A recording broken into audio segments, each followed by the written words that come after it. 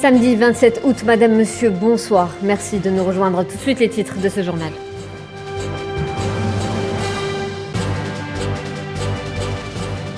Libye, des affrontements armés ont éclaté et n'ont pas encore cessé à Tripoli.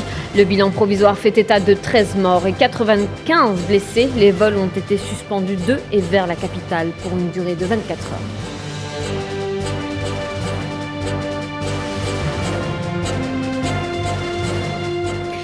Fin de la visite de travail et d'amitié du président français en Algérie. Il retourne en France après la cérémonie de signature d'une déclaration d'Alger pour un partenariat renouvelé et 5 accords de coopération bilatérale avec le président de la République, Abdelmadjid Tebboune.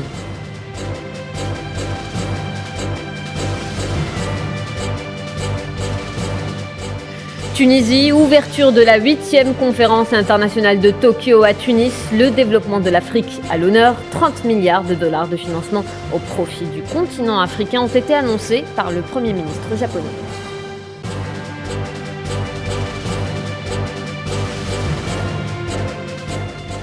Conflit en Ukraine, l'armée russe accuse Kiev d'avoir bombardé la centrale nucléaire de Zaporizhia. 17 obus auraient été tirés sur la centrale, d'après le ministère russe de la Défense.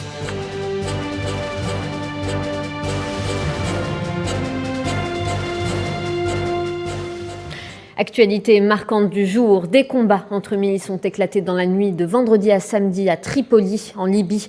Au moins 13 morts et 95 blessés, selon un bilan provisoire. Les affrontements entre milices concurrentes à l'armée légère et lourde ont éclaté dans plusieurs quartiers de la capitale.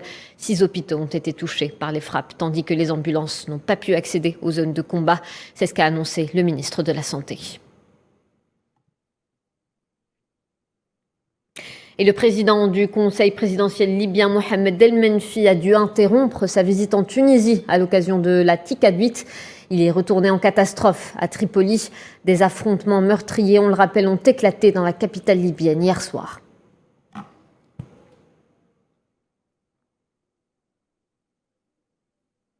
Et au moment où les affrontements n'ont pas encore cessé, les vols ont été suspendus de et vers l'aéroport de Tripoli pour une durée de 24 heures. Autre information, le ministère algérien des Affaires étrangères se dit inquiet de la situation qui prévaut en Libye et appelle à une élection libre et indépendante. Il appelle également à cesser toute ingérence étrangère dans les affaires internes libyennes. Et on va en parler ce soir avec le professeur en géopolitique et relations internationales, Rafa Tabib. Bonsoir. Bonsoir. Vous êtes en direct avec nous depuis Tunis. C'est bien triste ce qui se passe chez notre voisin libyen avec ces combats à Tripoli entre groupes armés qui font rage. On le rappelle, le bilan provisoire est de 13 morts et 95 blessés. Quel est votre commentaire là-dessus pour commencer, monsieur Rafa Tabib ? Il s'agit d'une fragmentation du champ milicien à Tripoli. C'était très attendu parce que nous savons que ces milices vivent de ce qu'on appelle la prédation des ressources et que dans la dernière phase, il y a eu de l'argent qui a circulé à flot entre les diverses factions miliciennes. Oui. Il y a eu des changements d'allégeance de part et d'autre et même de grandes milices ont connu des scissions internes avec le départ de certaines petites milices qui ont rejoint l'un des deux camps. Mais il ne faut pas se faire d'illusions, la bataille n'a pas encore réellement commencé parce que les grandes katibas qui viennent soit de Zawiya, soit de Misrata ne sont pas encore arrivées à destination. Et je viens d'apprendre maintenant que le chef de guerre Oussama Juili, qui est de Zenten, la ville située au sud-ouest de la capitale, est pratiquement arrivé aux abords de l'aéroport international de Tripoli. Donc, les véritables belligérants, les grandes forces qui peuvent réellement peser dans la bataille ne sont pas encore entrés en guerre et il faut s'attendre au pire s'il n'y a pas une action de la part des pays riverains de la Libye, parce que la communauté internationale, depuis très longtemps, s'est avérée être partie prenante dans le conflit et même certains pays occidentaux sont devenus une partie impliquée dans le chaos actuel en Libye. Monsieur Rafah Habib, vous dites qu'il faudrait s'attendre au pire. Jusqu'où ce blocage politique peut aller ? Eh bien, c'est un blocage qui est alimenté surtout par le fait que les deux belligérants, à savoir Fathi Bashar et Abdelhamid Dbeib, comptent parmi leurs alliés de grandes tribus, des factions lourdement armées et des hommes d'affaires extrêmement riches. Et donc, ce sont des groupes qui ont choisi dans la phase actuelle de s'en remettre aux armes en attendant que la communauté internationale, entre guillemets, trouve un accord, mais ce sera un accord pour préparer la prochaine échéance guerrière, le prochain affrontement. Et là, j'attire votre attention que c'est la 50e fois que Tripoli connaît des affrontements armés. Ça veut dire que ce chaos est devenu pratiquement quelque chose de totalement banalisé par la population. Et il faut vraiment s'attendre à ce que, avec l'entrée dans la bataille des armes lourdes qui ont été ramenées par aussi bien Oussama Juili que par les milices de Misrata ou de Zerg, on va vraiment assister à un carnage dans la capitale. Le gouvernement en place à Tripoli est né début 2020 d'un processus parrainé par l'ONU, on le rappelle, avec comme mission principale l'organisation d'élections en décembre dernier, mais reportée en raison de fortes divergences. Monsieur Rafah Habib, une solution politique s'impose et en urgence, on n'a plus de temps à perdre. Non, on n'a plus de temps à perdre, mais avant de parvenir à une nouvelle solution, il faudrait qu'on se mette d'accord. Qui a été à l'origine du report inédit de l'échéance électorale du 24 décembre 2021 ? Il faut le dire franchement, ça a été les pays occidentaux qui ont jugé que leurs champions dans ces élections vont être totalement écrasés. Et donc, ça a été un calcul politique des plus bas, je m'excuse du terme, qui a fait de sorte que les Libyens soient interdits d'exprimer leur volonté de reconstruction de leur État et de leurs institutions. Et s'il va y avoir un accord, il faut absolument que ce ne soit pas les pays occidentaux et les puissances occidentales qui pèsent dans l'accord. Il faudrait absolument que l'on se réfère aux pays limitrophes, ces pays qui avaient pendant très très longtemps pris en charge la sécurité et la paix dans ce pays, et le jour où ils ont été écartés à partir de 2014 par l'institution internationale et par les puissances étrangères, bien, on a vu depuis 2014 jusqu'à aujourd'hui, la Libye, pratiquement tous les 2 ans, connaît une guerre généralisée. Merci Rafah Habib, vous étiez en direct avec nous pour cet éclairage. Je le rappelle, vous êtes professeur en géopolitique et relations internationales. Diplomatie, fin de la visite de travail et d'amitié en Algérie du président français Emmanuel Macron. Le président de la République algérienne Abdelmadjid Tebboune assiste avec son homologue français à une cérémonie d'adieu à l'aéroport d'Alger. Emmanuel Macron retourne en France et clôt ainsi une visite de 3 jours en Algérie.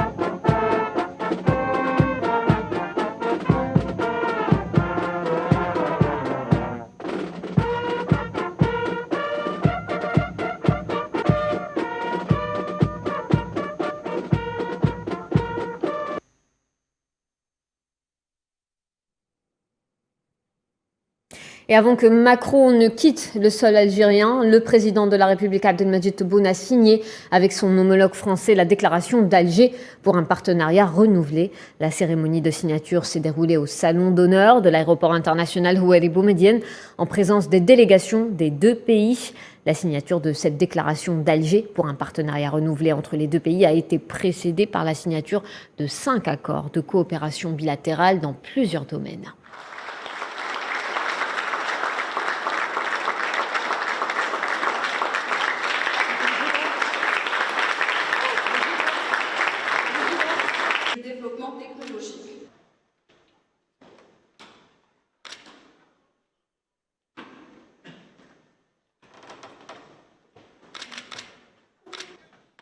Et le président de la République, Abdelmadjid Tebboune, est revenu sur cette visite du président Macron, la qualifiant d'une visite réussie. Beaucoup de choses ont été remises à leur place, selon le président algérien. On l'écoute.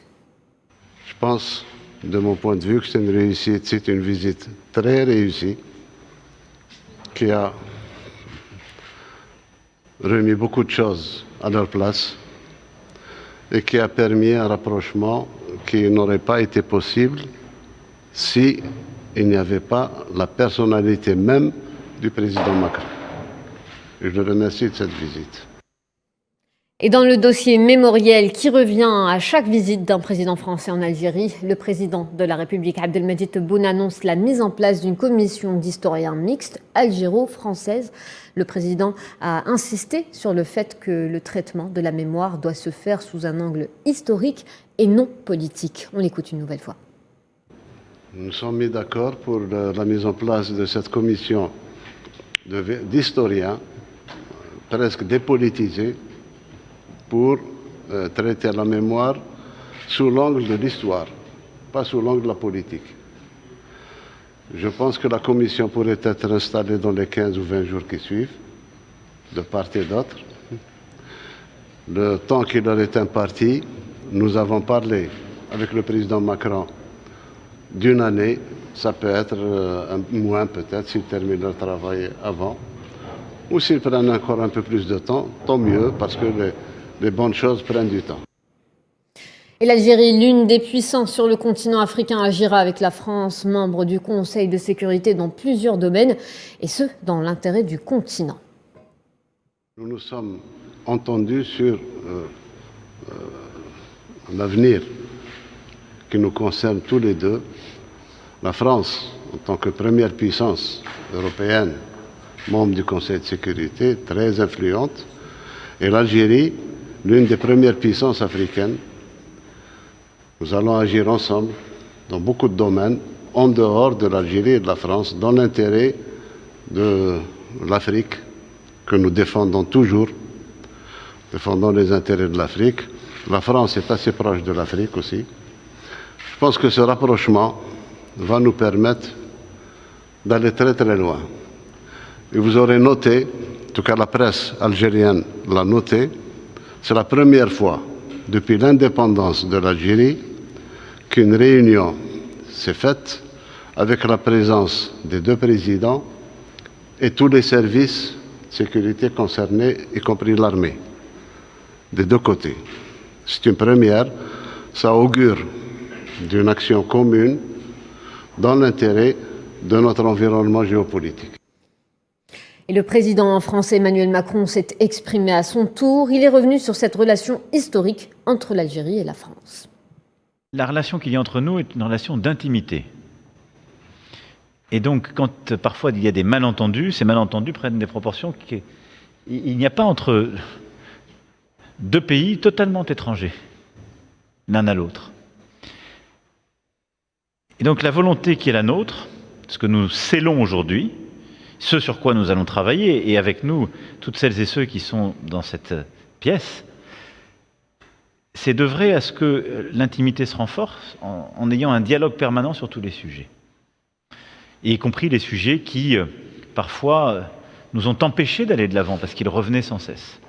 Ceux de la mémoire et de l'histoire, avec cette méthode nouvelle, cette approche nouvelle que nous adoptons ensemble pour la première fois. Tout cela va, je crois, nous permettre d'avancer encore plus fortement sur le plan économique. Et cette visite du président français Emmanuel Macron a failli tourner à la polémique lors d'un bain de foule improvisé cet après-midi dans les rues d'Oran.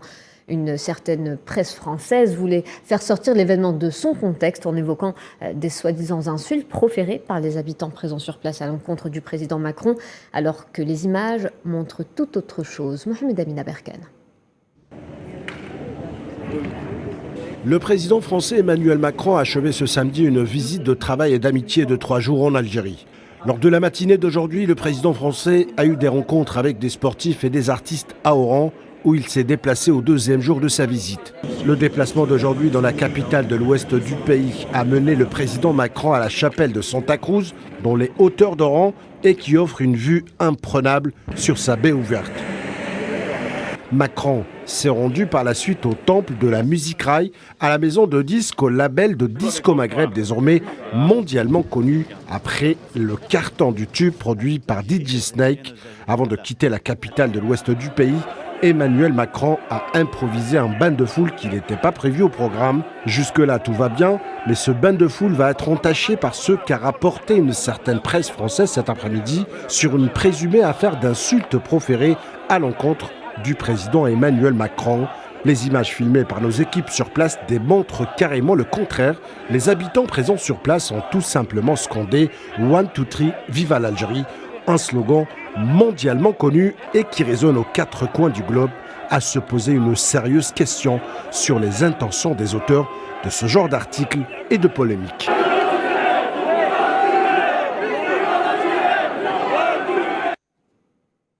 Voilà, c'était tout pour ce qu'on pouvait dire sur cette visite de 3 jours du président français Emmanuel Macron en Algérie. Et direction la Tunisie, ouverture de la 8e édition de la conférence internationale de Tokyo sur le développement de l'Afrique. Elle se déroule cette année à Tunis. 82 projets seront présentés lors de cette conférence et la valeur de ces projets est estimée à 2,7 milliards de dinars selon le président de la Chambre de commerce tunisio-japonaise. Le Premier ministre japonais Fumio Kishida a annoncé samedi que les secteurs publics et privés au Japon s'emploieront à mobiliser un financement d'environ 30 milliards de dollars au profit du continent africain durant les 3 prochaines années à travers notamment l'incitation à la croissance verte. Et devant un parterre composé de 66 délégations officielles représentant 48 pays et pas moins de 20 chefs d'État et de gouvernement africains, dont le président sénégalais Macky Sall et le Premier ministre japonais Fumio Kishida via visioconférence, le président tunisien Kais Saied a appelé à une nouvelle approche de développement en Afrique basée sur la justice sociale et les droits de l'homme. Sohila Kilala. Une nouvelle approche de développement en Afrique basée sur la justice sociale et les droits de l'homme s'impose aujourd'hui. C'est un des points importants mis en exergue par le président tunisien Kais Saied à l'ouverture de la 8e conférence internationale de Tokyo sur le développement de l'Afrique. Lors de son allocution, le président tunisien a souligné la nécessité d'inventer de nouveaux mécanismes pour garantir le développement en Afrique. L'instauration de régimes politiques stables, la garantie d'une justice sociale et la consécration des droits humains stipulés dans les lois internationales sont des conditions primordiales pour espérer atteindre les résultats souhaités selon Kais Saied. Ensemble, dans cette réunion historique, nous devons chercher les moyens de permettre au peuple africain de réaliser ses espoirs, ses aspirations et ses rêves.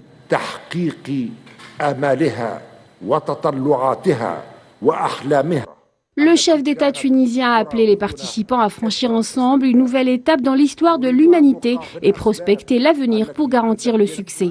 Il a loué l'expérience du Japon qui, selon lui, a su devenir une puissance mondiale dans un laps de temps très court tout en préservant ses traditions et sa culture et a appelé à s'en inspirer pour réaliser les objectifs de développement et les aspirations à la paix. Pour Kais Saied, la TICAD 8 est une occasion de discuter et faire une lecture objective du passé pour pouvoir franchir une nouvelle phase afin de garantir toutes les conditions propices au développement et à la création d'emplois et de richesses en Afrique. Coup d'envoi donc de la TICAD 8, un événement qui se déroule jusqu'à demain, dimanche. Le président du Sénégal, Macky Sall, est présent à cette conférence panafricaine sur l'investissement organisée par la Tunisie et le Japon. On écoute. Près de 30 ans après son lancement, la conférence de Tokyo pour le développement de l'Afrique continue de tenir ses promesses en déroulant des résultats concrets, notamment dans les domaines de l'éducation et de la formation, de l'agriculture, de la santé et de l'hydraulique, pour ne citer que quelques exemples. Et le groupe de la Banque mondiale, un partenaire engagé à long terme pour l'Afrique, c'est ce qu'affirme le président de la BM, David Malpass, dans son allocution à l'ouverture de la TICAD 8. Il ajoute que les temps difficiles exigent des réponses efficaces pour traverser les crises et jeter les bases d'économies plus prospères et résilientes. Tension diplomatique entre la Tunisie et le Maroc après l'arrivée à Tunis du président de la République arabe sahraoui démocratique Brahim Ghali. Il a été accueilli par le président tunisien Kais Saïed dans le cadre de la participation de la RAST à la TICAD 8. Le Maroc réagit, rappelle son ambassadeur à Tunis hier et annule sa participation au sommet. On rappelle que contrairement à ce qui a été dit dans la déclaration marocaine, la RAST avait reçu une invitation directe du président de la Commission africaine. Conséquence, la Tunisie rappelle son ambassadeur à Rabat pour consultation ce samedi. Dans un communiqué, le ministère tunisien des Affaires étrangères a exprimé son profond étonnement face à ce qui a été déclaré dans un communiqué du Royaume du Maroc, le qualifiant d'inacceptable, insistant sur sa neutralité et son respect pour la légalité internationale. La Tunisie s'engage à respecter les résolutions onusiennes au même titre que celles de l'Union africaine, dont le pays est l'un des membres fondateurs. On va en parler avec Elnis Mouraï, il est journaliste tunisien, il nous rejoint depuis Tunis. Bonsoir Monsieur Mouraï. Bonsoir, merci pour l'invitation. Merci à vous d'avoir répondu présent. Alors vous suivez de près cette 8e conférence internationale de Tokyo en présence, on vient de le dire, de plusieurs chefs d'État. Kais Saïed a été clair dans son discours, on l'a bien écouté. L'heure est venue pour l'Afrique de trouver les moyens pour permettre aux populations africaines de réaliser leurs espoirs, aspirations, mais aussi rêves, Monsieur Mouraï. Effectivement, Kais Saïed a souligné l'importance de rendre une Afrique équitable qui regorge de richesses, mais qui n'est pas très exploitée par ses enfants. Il faut ajouter que Kais Saïed a été très clair, il a dit qu'il faut trouver des solutions pour que l'Afrique, qui sera très peuplée d'ici peu de temps, trouve les ressources et aspire donc à un avenir meilleur. Merci Monsieur Mouraï. Alors il y a également ce deuxième point qu'on a évoqué, cette polémique autour de la présence du président du Sahara occidental Brahim Ghali au sommet. Le Maroc qui se retire et qui rappelle son ambassadeur. La Tunisie a fait de même en rappelant son ambassadeur pour consultation aujourd'hui, Monsieur Mouraï. Effectivement, c'est une crise politique qui est venue s'inviter à la TICAD suite à ce que le Maroc qualifie comme geste hostile de la part de la Tunisie en colportant des contre-vérités selon lesquelles c'est la Tunisie qui aurait invité Monsieur Ghali pour assister à la TICAD, chose qui est complètement infondée. Et la Tunisie via le ministère des Affaires étrangères a répondu et a démontré que ce n'était pas la Tunisie qui a invité l'entité, le Polisario, mais c'était l'Union africaine qui a adressé des invitations personnelles, et c'était confirmé lors de la réunion de Lusaka, en Zambie, oui, le 15 et le 16 juin dernier, en présence d'ailleurs du Maroc. Autre chose qui pourrait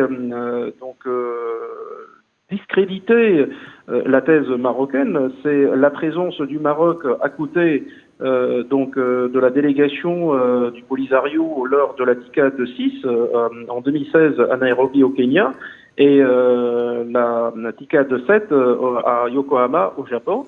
Le Maroc était présent et n'a pas mentionné aucun grief par rapport à cette question, ajoutant à cela que le roi du Maroc s'est fait photographier, bien évidemment, lors de la photo de famille qui a eu lieu à Bruxelles il y a quelques mois. Et juste derrière, il y avait le président du Polisario. Alors, cette crise dont le Maroc est à l'origine, en Tunisie, on est vraiment très très étonné par rapport à la virulence d'abord de ce communiqué de presse, et puis par rapport à la surenchère, parce que après le communiqué de presse du ministère des Affaires étrangères marocain hier, la Tunisie a répondu dans un temps ferme en ayant rappelé son ambassadeur, mais la Tunisie n'a pas voulu aller dans la surenchère. Mais aujourd'hui, le ministère des Affaires étrangères marocain récidive et publie encore un communiqué dans lequel il traite donc de contre-vérité les propos donc le ministère des Affaires étrangères tunisien et d'approximation également. C'est ce que dit donc c'est ce qu'on peut lire dans le communiqué. Alors, merci Anis Moraï pour cet éclairage sur cette actualité. On reviendra certainement vers vous pour plus d'actualités, pour plus d'informations. Je vous rappelle, vous êtes journaliste tunisien. Et on va changer de continent, direction l'Europe. Dans le conflit en Ukraine, le ministère russe de la Défense déclare que l'artillerie ukrainienne a tiré 17 obus sur l'enceinte de la centrale nucléaire de Zaporizhia. On le rappelle, il s'agit de la centrale nucléaire la plus grande d'Europe, prise par les troupes russes début mars. De son côté, l'opérateur des centrales nucléaires ukrainiennes accuse Moscou. Il affirme que les troupes russes ont bombardé le site à plusieurs reprises au cours de la dernière journée. Au cours de la journée écoulée, le territoire de la centrale a été bombardé à 3 reprises par des unités d'artillerie des forces armées ukrainiennes. Au total, 17 obus ont été tirés.